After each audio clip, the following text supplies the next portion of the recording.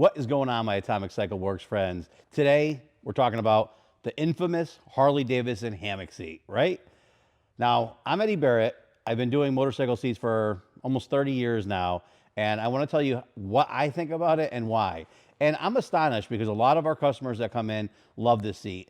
To me, it's the placebo effect in effect. Like, we used to do like gel seats a lot back in the day. Like 30 years ago, once gel came out, everybody's like, I have to have gel. People without problems would come in and put gel in. And I noticed that when you don't have a problem with your seat and then you add gel, now you have a problem with your seat. So I talked thousands of people out of putting gel in their seat because I say for gel, butt burning and sore cheekbones. And if you can't modify your seat foam, that's the only reason you need gel. If you can modify your seat to fit the shape of your butt, you really don't need gel. And if you have like a tailbone issue, it has nothing to do with gel. If your balls hurt, men, it has nothing to do with gel. So I kind of have a lot of input on these seats. As you can see, I get heated about our seats. So this here is the infamous hammock seat. So we're gonna take you behind there, right? Here we go. What do we have? Underneath here, we have a piece of plastic and 2 bars, right? That's it. Two bars and a piece of plastic, right? And up front, well, actually, shit. Yeah, I could show you this one.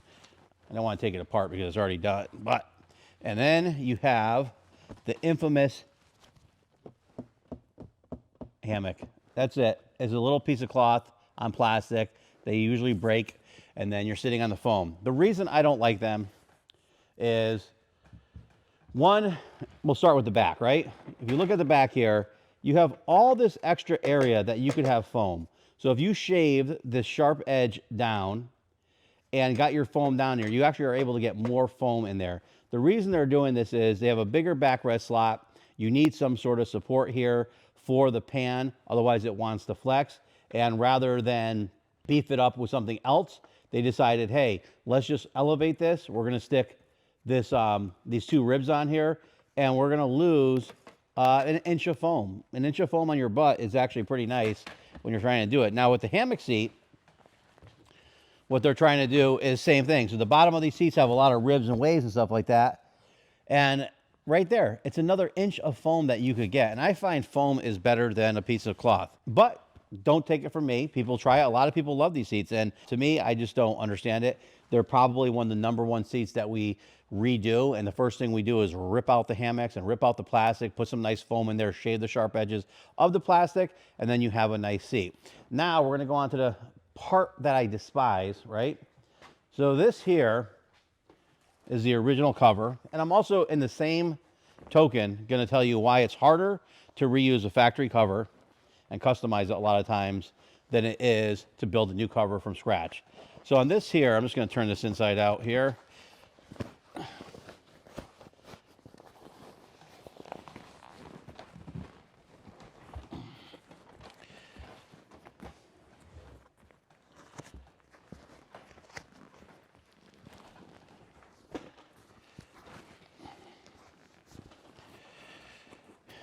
Yes, from watching me, you think I've never done this before.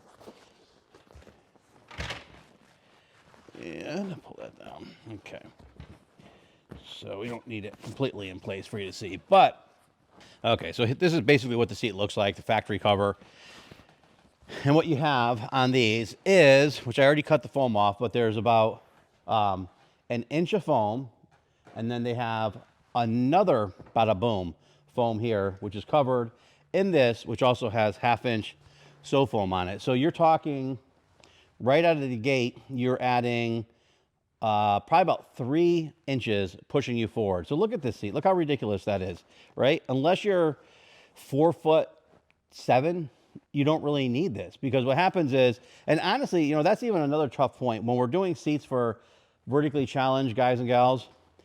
The farther you go forward, the higher you go up on the bike, which means it's lifting you up. And the most important thing you need is stability and flat foot.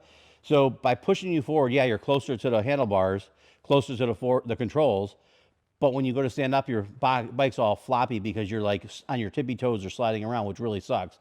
I recommend scooting you down and forward. So as you're coming down in the seat, you're sitting down, which brings you forward.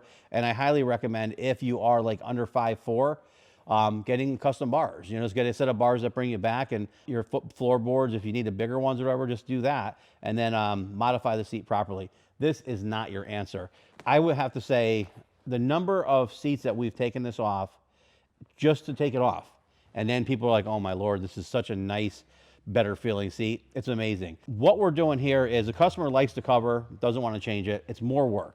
So we ended up, what I'm going to try to do is cut this out, use this as the stock material, and sew it back in there and have it look good, which is going to be a challenge, and it might not work. We might have to redo the whole cover, but I'm going to give it a try. I don't like doing stuff like that just because it's sometimes it's a lot of work for a very little bit of reward. And then I'll show you what we did on the seat itself also. So what ends up happening is there's hard plastic on the back of the seats that we modify and we bring back a little bit, so it lets you get a little more foam behind your butt. So if you imagine the plastic's here and the foam's here, and where everybody wants to sit is pretty much on that plastic. And if you're sitting on the plastic, it's hard as a rock. So we move that back, and then that gives you all that area of foam. And then we added this foam to it. It is kind of nice because you have the gap from the backrest slot that goes down here. It's actually a hole there. And you could, there's no pressure on your tailbone, which is great. So that's kind of an added bonus on it. This one does have the heated seats.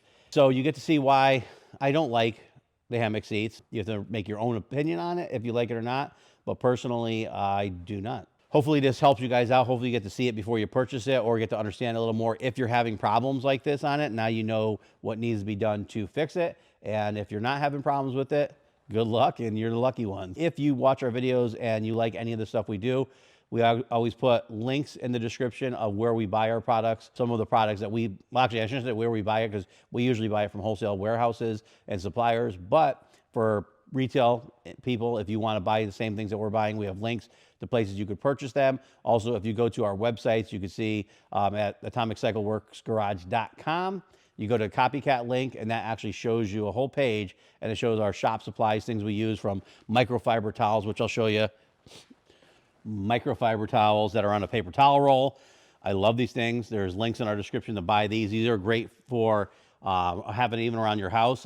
You could buy, you don't have to buy, I buy the 75 count all the time because we go through these like crazy.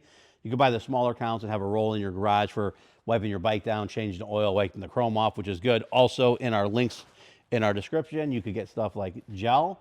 It's not the exact same orthopedic gel we buy because we buy it from a wholesaler. But I tell you, I've had good luck with this. It's our gel, our orthopedic gel is a little firmer than this gel. This is the actual gel you would get. We bought it to show people what it's like, and we put it in a couple bike seats, and we've actually had really good results, because the number one problem with orthopedic gel is it's very firm. It's made for people that are in a wheelchair for their entire life. So you want something firm that absorbs all road vibration. This kind of cradles your butt and absorbs and kind of forms to your butt. And the firmer gel is better for that. And we were doing that, and we still do, for years on motorcycles. But let's face it, you're on your bike. The average person is probably only on their bike for a few hours tops. We have some of the guys and girls who do more touring who might be, 5 or 6 hours, but you're going to get up, you're going to walk it off usually. And then you got the serious riders who are 8 to 10 hours, but no one's doing 24 hours, 7 days a week, or even 15 hours, 7 days a week for their entire life. So we found that this little bit of softness, a lot of people like, because it's like levels out the playing field. It's not too firm, it's not too soft, and it's still an orthopedic gel. Anyways, thank you. Like, share, subscribe, follow, ring the bell. I appreciate it when you do that. It helps us so we can make more wonderful videos like this. Thanks.